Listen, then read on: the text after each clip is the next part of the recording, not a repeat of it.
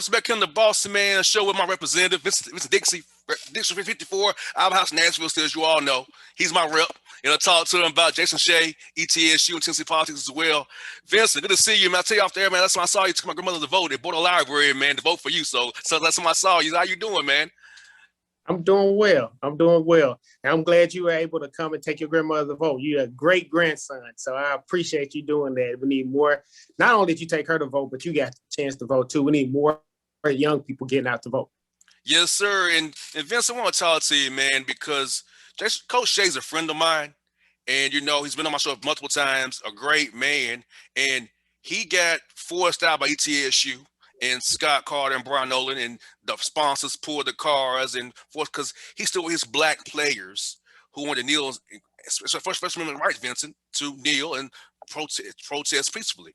And because of politics that not aligned with the sponsors and the senators up there, Rusty Crowe and John Lundberg, you know, he's forced out.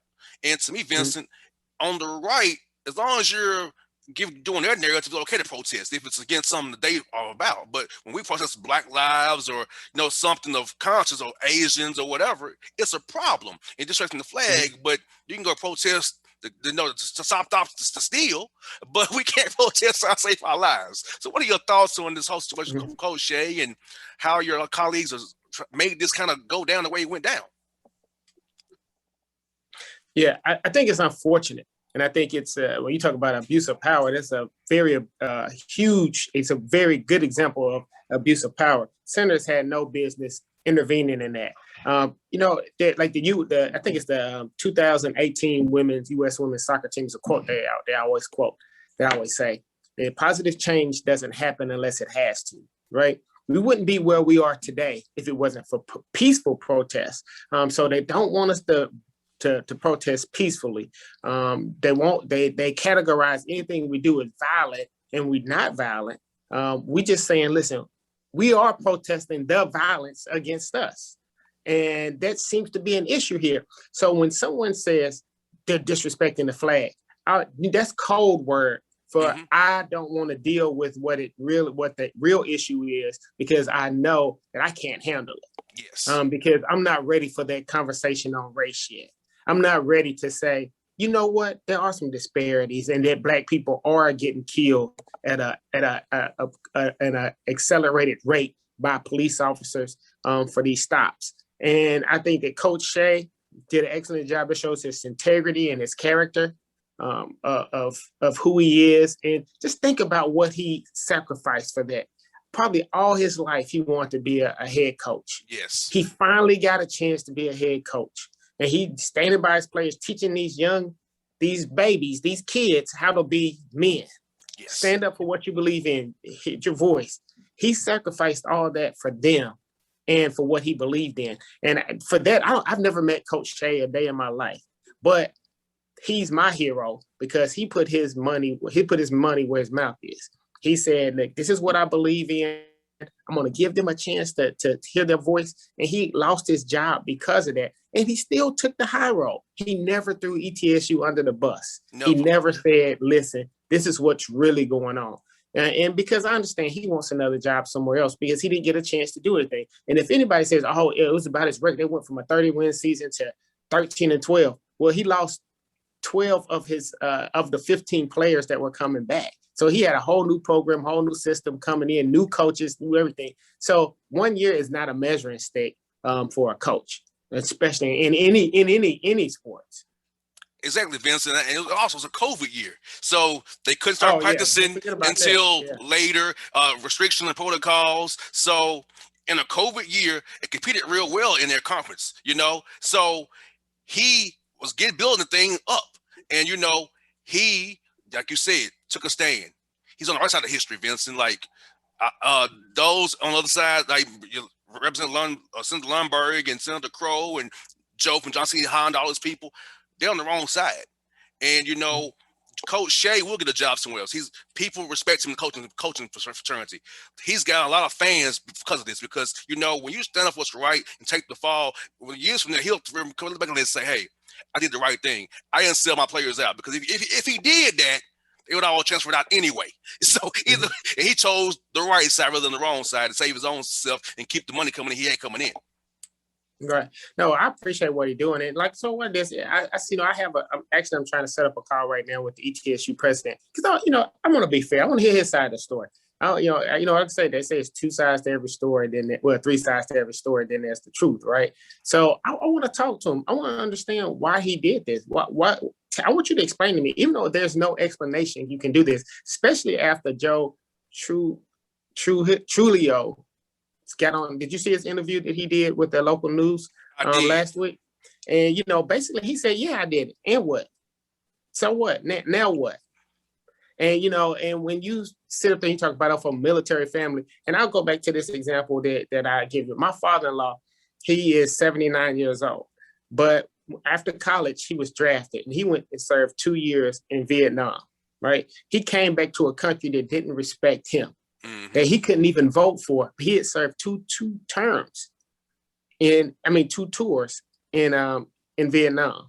So he came into a country that he could barely vote for, had struggled, that didn't respect him. Now, if he don't have a problem with people kneeling for the flag, how the hell does a white senator how does anybody white have an issue with him doing that? And I take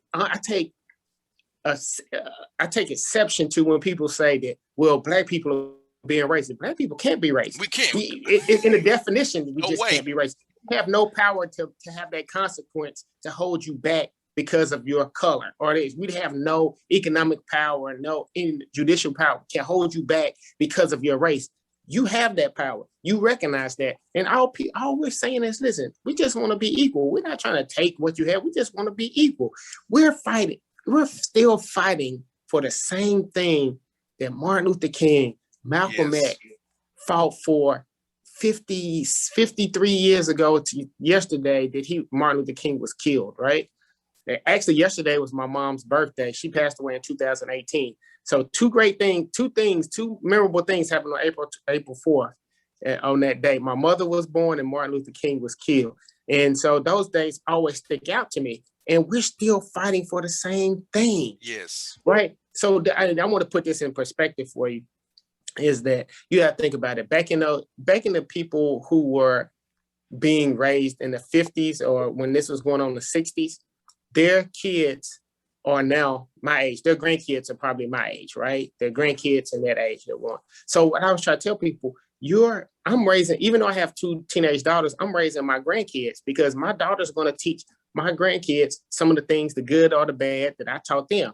So you think about this, we're only 2 generations removed from civil rights. Yes. So they taught their grandkids to be biased and have these inherent biases and inherent racisms because they think that's how it's supposed to be, or they haven't been exposed or even talked to many Black people to understand like what's going on. So we're really just 2 generations removed from civil rights.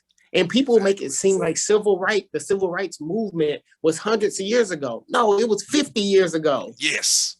And people don't realize that. And so, yes, we still have to battle through this, and we're going to get through this. And this issue of what we have and what we're seeing in Tennessee and Georgia with the voting issues and trying to depress the vote, it was all good. There was no problems with voter registration, any of that stuff until we came out to vote.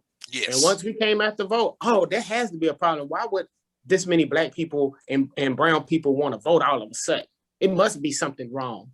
No, we're just tired, and we know that we need to exercise our vote. And once you start to educate people that the vote has power, you see what happens.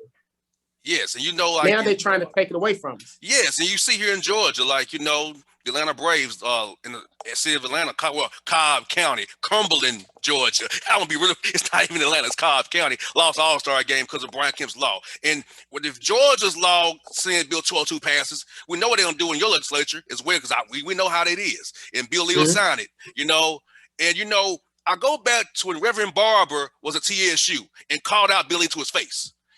Because you can't put out Dr. King because he loves Dr. King. Don't go with his agenda, And all these Republicans talking about how they're Christians and conservatives, but Jesus was not a conservative. If you read what Jesus was about, he wasn't a conservative. So I mean, all these different things, and I'm 34 years old, Vincent. So I'm a millennial. I'm trying to get people my age and younger to get engaged because we have power. We have to use our power because That's why Georgia is changing. You know, Tennessee will change eventually. We have power. You know, America's browning. We will be the majority minority country here in 2043.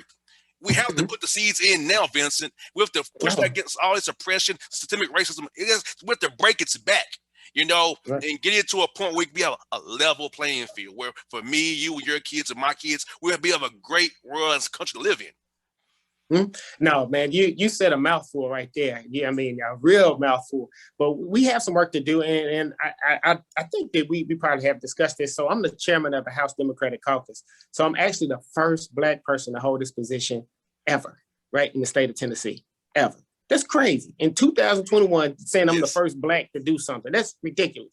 But my goal is I don't think we're going to get to it to be a total blue state. But not only just because I'm an Omega, but we got to turn this state purple, right? Yes. And so my job here is to get the ball rolling. You know, I might not see it in my tenure here at the state legislature, but my job is to start the infrastructure to make that happen, right? To start to build those alliances everywhere from the grassroots organizations all the way up to the state senate and everywhere in between. We have to be working together. We can't work in silos anymore. We got to pull together, take egos out of it. Don't care who gets the credit, because we got to see that this 30,000 foot view up here is what we're trying to do, is try to make it purple. Yes. Because right now we in this super majority that they have, they don't even need us to come to work. That's why you see a lot of these punitive and oppressive laws that are being written here in Tennessee, because they're not equitable. And you know, every day, every morning when we right before session, we pray, right? We pray. You touched on this Christian values earlier.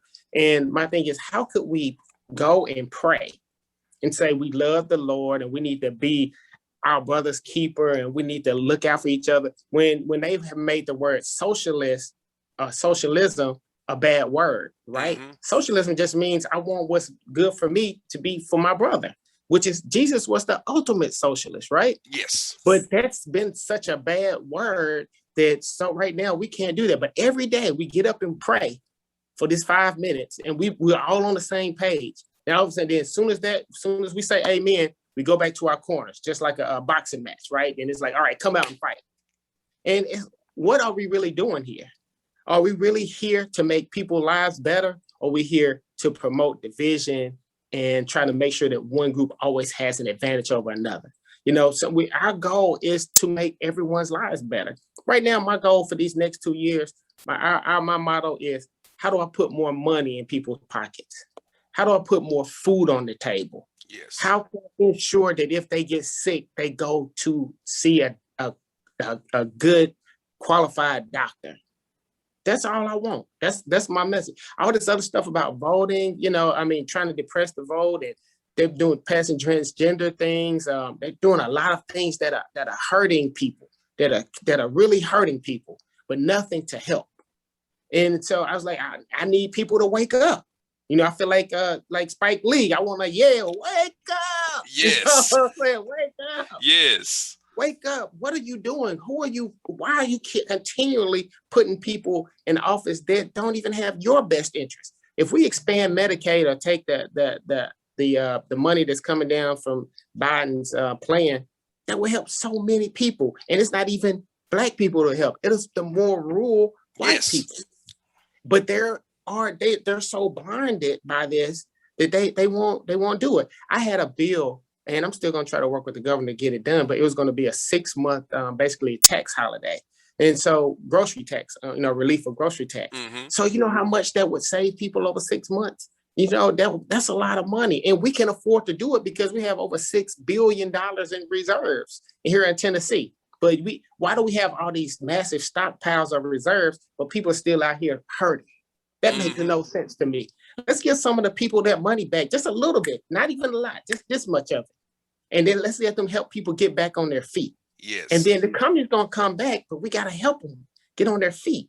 But people still vote against their interests, and they just need to wake up. I have no idea why you do it, Vincent, because as you said, man, like, you know, if people realize like the rural hospitals in Tennessee are closing, because my mother was on TennCare, so I know how it all works, you know. Mm-hmm. If TennCare was expanded so many people sentences can be covered and not be sick. You could say the rural hospitals in like McKenzie and way out there towards Martin and up north Bristol, Jonesboro. You know, you can save people, you know, but it's all about just having the power and playing culture wars to divide people.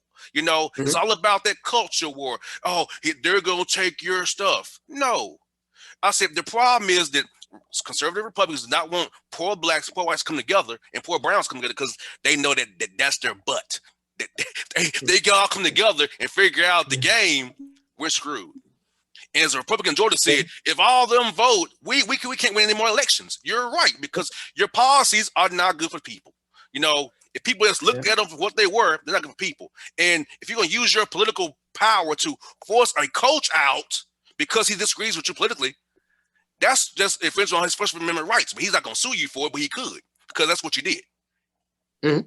Right. You know what you said there? You said a mouthful right there. You know what poor people, poor white people and poor black people have in common? They're both poor. Yes. You know what I mean? And if we understand that we got to get out of this, you know, we have to get out of this mentality, this black, white. We got to do what's best for each other. Coach Shay's issue, this situation is very unfortunate that this happens in this day and age. And I want people to pay attention to what goes on here. Right now, it's not as overt as it has been. Now it's getting back to being overt because of after the Trump administration, people will be like, hey, I don't like you because or they'll call you the N-word and do all this other stuff because they're blatantly, they're afraid. They're not afraid to get punched in the mouth anymore, right? They just think that, because normally black people, we're probably the most forgiving group of people on this planet, right? We turn the cheek. That's just what we've been taught. We're just a loving people. And we have to get back to this thing of where everybody loves one another. And you got to see through these policies, right? They're not just blatantly racist, but if you put them all together, you see that they are hurting a certain segment of people. And we have to wake up for that. And we got to call that out. When it's my job to call that out. They're like those senators, those 27 senators that signed this bill, all 27 Republican senators signed this to set some kids to say, your job is to play basketball, shut up and dribble, or that's what your job is because we're paying for you to go to school. Yes, that's great. But what I would encourage any kid, don't come to Tennessee and play, especially if you're black. Don't come to Tennessee and play. Don't come here because they don't value you. If you want to come to play somewhere here in Tennessee, let's go to a HBCU. Let's go to Tennessee State. Let's go to Lane. Let's go to Fisk. Let's choose those colleges. Knoxville College. Let's bring those back. Let's go back to the days when we couldn't play in the PWIs.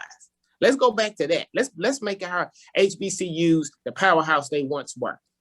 Because let's be honest, we're who they come to see to play. That's why they tell you to shut up and play basketball. That's what you're here for. We're the entertainment. You know, right? We'll see these darkies, for us better like a better word, beat up each other and compete like savages. Right. Let's just be real with it, because let's be honest, here in Georgia or Alabama, they see these black kids play for the Bulldogs and the Scriptures and the Tide on Saturday. They don't buy them on Friday, Saturday, and Sunday, the rest of the week. Only on Saturday, as long as you winning for my team, all I care about. I don't care about your issues, whether you eat, whether you can do anything. We just want you to score touchdowns for us and our team. That's all we care about. But what we can do, what we do with the power that we have, is that we can mess with their money, right? Because just think about it, most of the, and I'm going to say the institution, it doesn't care until you mess with their money. When you mess, as we say in the black community, until you mess with the church's money, then you got a problem, right? But that's what I'm saying. We need these athletes, like for instance, in Mississippi, it didn't take them but 2 seconds to change their flag once the athlete stood up and said, listen, the running back stood up and said, I can't play here anymore. And then he had other people stand with him, was like, until we change this, we can't play here. Guess what? It changed because it was going to mess with their money. Yes. And that's what we have to do here. Boycotts are very powerful, but we have to stick together. And if we can stick together and we start to show a dent that this is why we have a lot of disposable income as Black people and the people that are our allies. If we use that to our advantage and we start to take money out of these PWI institutions and away from some of these businesses like the Johnson City, Honda, stop buying from there, then guess what? I hope that they drive him out of business because of this. And you know, then you go and maybe he can sustain his support from his base, but he's shown his true colors. And like I said, I keep going back to this when he's talking about when you say that he came from a military family and the flag means a lot to him. That is some bullshit. Because my family my dad was in the Air Force. My brother retired from the Air Force. My other brother was in the Navy. My father-in-law was in the Army. He retired, from there as well, in the reserves from there after he did his active duty. So you can't tell me that the flag don't mean something to us too, right? Yes. But so don't use that as an excuse anymore. And matter of fact, we don't even have to play the national anthem before the games. Let's stop doing that. There's no reason, there's no rhyme or reason why we do it. It's just something we've always done out of tradition. Exactly. So, but if we really want to do anything, let's address the real cause. Do we have a racial problem here in the United States? When people see me or you, they see, and that's why I address the students as kids, because that's what they are. They're kids. But when they're out in these streets, they see Black men, but they're kids. And they should have the opportunity to be kids and express to make this world better because they see some injustices and they don't want to grow up in a world like this. And they want to make change. And we're the older people are holding them back saying, no, we don't want that. We don't want that. So, I was just watching a thing on CBS about all the contributions that Black people have made to society. And, just take basketball, for instance, with John McClendon. He invented the fast break. I mean, the way that we play basketball now is the way that he invented this back in the 40s, 30s and 40s. I mean, that's crazy. And they used to call basketball monkey ball because that's the way his style of play, they called it monkey ball as a derogatory term in this. So we fought through all this and we're still only 2 steps ahead. And I don't even know if we're really 2 steps ahead. We're getting more access to scholarships because of this, and it's making people's lives better. But at the end, on the same time, we're not really being treated fairly and given the opportunity to express ourselves if need be. Well, Vincent, I'm going to be fighting the good fight with you. Let me know. You have my phone number. Let me know. I can come up there in Nashville. I will. I could have a house there still. If you need me to be out there with you, man, I will come on the show and talk about what the progress, because I have listeners too. I'm here in Atlanta, but I still keep an eye out to Tennessee because my family's in Tennessee. Keep an eye on that always, man, because I've got politically engaged. Now, I'll be honest with you, Vincent. I've lost 7 sponsors, but I've gained 12 since I started talking about politics. But it's funny. I lost it by a game 12, so obviously it didn't hurt me very much, obviously. I'm still pushing along, fighting the good fight. But it's funny, Vince, when I start talking about the non-Brave Hawks and Falcon stuff, I lose sponsors. But when I talk about something that pertains to me as a man, once I get off this radio and leave the stadiums, I'm a Black man in Georgia. So it's like, I talk about something that pertains to me, it's a problem. But same with those young men in Coach Shay, the same issues. When you make them uncomfortable, they want to counsel you. But they talk about cancel culture. That's cancel culture because you don't like what we're hearing from me. Then you want to take off my soft radio, which didn't happen, but you tried. Well, I think the best way to get back is let's get them back at the ballot box. Right, let's get them back. That's the ultimate power right there. Because you see who makes the laws, and you see right now you've seen the white male privilege in play and live and in color right in front of you. Just voted out with this Coach Shay incident. So what are we going to do? Are we going to continue to let these people stay in office and do this, or are we going to replace them? Because guess what? The people are our boss. I could get fired any day. Right? I'm only here for a 2-year term. I always tell people, I don't have the deed to this office. I'm just leasing it. So when my lease is up, I got to turn over to somebody else. It's time for their leases to be up. And I need people to hear this. And let's start moving that way. No doubt. Hey, if you're coming here once a month to talk about it, Vincent, I'm open to it, man. Anything I can do to help you and bang the drum and help Tennessee progress forward, man, I'm all in, buddy. Because like I said, I have a house there still, and I still care about seeing Nashville and Tennessee a lot. Yeah, actually, your house is right around the corner from my house, actually. So, you know what I mean? So we're neighbors, really. So definitely, man, I'm here for you all the time. I think once a month would be great. Let's just get it on the calendar and let's do this, because I don't know whether we're going to make some changes to bring awareness to it, man. And then once we bring awareness, and teach people how to actually make change. Because if you don't educate people on this, people give up hope, man. Because giving up hope, hopeless people are dangerous people. And we have to give people hope to understand, listen, we can do something together great here. We can do something great. And like you say, Georgia started the ball rolling. Now it's time for Tennessee to get on board. Yeah, I'm Vincent. I'm all in, buddy. We'll do that for real, brother. Like I said, hey, good to talk to you. My neighbor. I know you're my neighbor. That's even better, man. So when I come to town, I'll let you know I'm in town. We got to get together, man, real soon, buddy. All right, I look forward to it, man. Thank you for calling me, and thank you for reaching out thank you for everything you're doing for Coach Shay. Like I said, I never met him, but I want him to know that he has my full support. And if there's anything I can do for him, his family, his coaching staff, do not hesitate to reach out to me. I forward his contact information as well, too. After I forward you his contact, so you have his contact information. Hit him up. I'll tell him you're going to hit him up as well, so he'll know you're going to reach out to him, because I know he'll love to hear from you. All right, I appreciate that, man. You take care, man. And thank you again for all that you do, because we need you too. I'm trying my best to make a difference, Vincent. I'm trying my best to help Georgia, Tennessee. I'm trying to help all people, man. This radio, the Lord gave me a show for the last 9 years. I'm using to try to use it for good, to help project the right message to people, to get people to enact change and be better and be about the betterment of people all around together. That's what I want to see. It's betterment for everybody involved, man. I got one last question for you before we leave. So who won the verses last night? The Ozzy Brothers, in my opinion. The Ozzy, in my opinion.